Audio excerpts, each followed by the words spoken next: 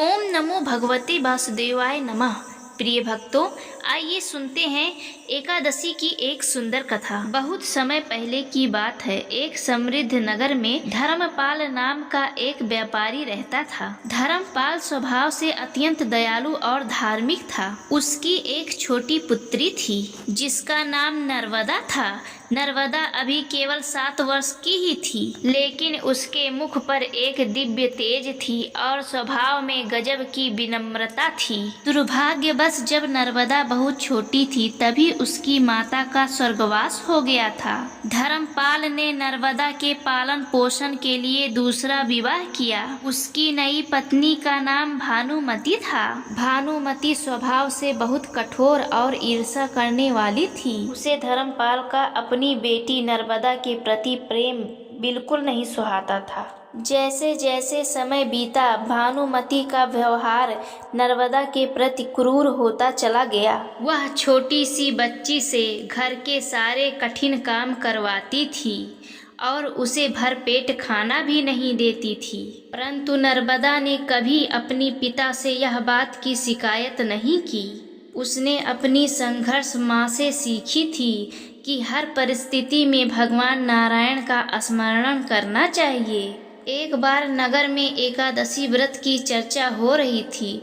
नर्मदा ने सुना कि जो कोई भी पूरी श्रद्धा के साथ एकादशी का व्रत रखता है उसकी सभी मनोकामनाएं पूरी होती हैं और उसे साक्षात विष्णु जी की कृपा प्राप्त होती है। नर्मदा के मन में विचार आया, क्या भगवान मेरी माँ को वापस ला सकते हैं, या कम से कम मेरी इस माँ के मन में मेरे लिए थोड़ा प्रेम भर सकते हैं। चैत मास के एकादशी का दिन आया। नर्मदा ने मन ही मन में व्रत रखने का संकल्प लिया। उसने सुबह अंधेरे में उठकर नदी में स्नान किया और घर आकर चुपचाप तुलसी के पौधे को जल अर्पित किया। भानुमति ने देखा कि नर्मदा ने आज सुबह का कलेवा नाश्ता नहीं किया।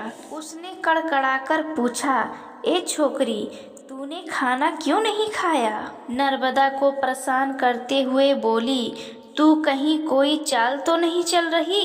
नर्मदा बेचारी डरते हुए कही, माँ, आज एकादशी का व्रत है। मैं आज एकादशी का व्रत रखना चाहती हूँ ताकि भगवान नारायण हम सब पर अपनी कृपा बनाए रखें। यह सुनकर भानुमति क्रोध से लाल हो गई।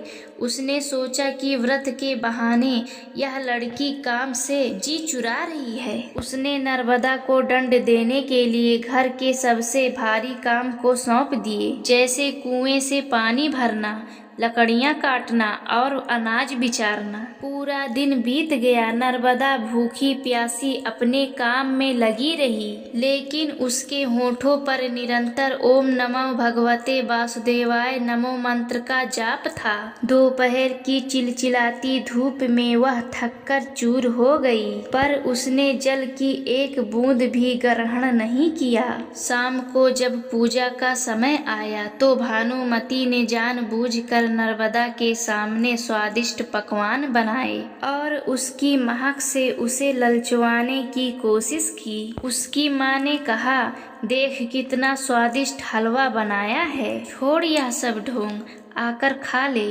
वरना रात भर भूखी रहेगी। नंदा ने विनम्रता से उत्तर दिया, माँ, यह शरीर निश्वर है पर भगवान का नाम अभिलाषी है। आज के दिन अन्न ग्रहण करना पाप के समान है। मैं अपनी भक्ति से पीछे नहीं हटूंगी। आधी रात को जब सारा घर सो गया था, नंदा मंदिर के कोने में बैठकर विष्णु जी की स्तुति कर रही थी। तभी अचानक घर के आंगन में एक दिव्य प्रकाश फैला। भानुमति की नींद खुल गई।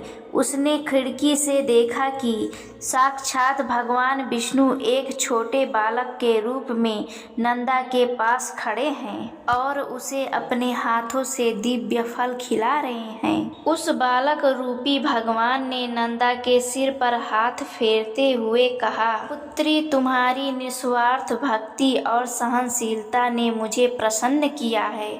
मांगो, क्या मांगती हो? नंदा के आंखों में आंसू थे। उसने हाथ जोड़कर कहा, प्रभु मुझे धन या वैभव नहीं चाहिए, बस मेरी माँ के हृदय से क्रोध और घृणा निकाल दीजिए ताकि मुझे फिर से ममतामयी आंचल मिल सके।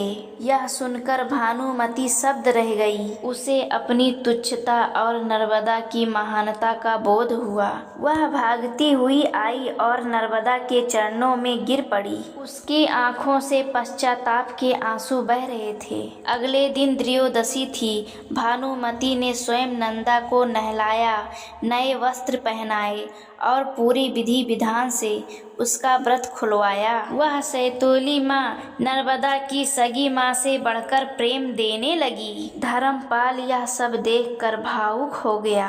एकादशी का व्रत केवल उपवास नहीं है, बल्कि यह मन की शुद्धि और अटूट विश्वास की परीक्षा है। यदि कोई बालक भी सच्ची श्रद्धा से यह व्रत करे तो वह पत्थर हृदय को भी मोम बना सकता है। जो भक्त इस व्रत को रखते हैं वो सच्चे मन से जय श्री हरि विष्णु जरूर लिखें। आप सबको यह कथा कैसी लगी कमेंट बॉक्स में जरूर बताएं और अपने चैनल श्याम किशोरी को लाइक सब्सक्राइब जरूर करें।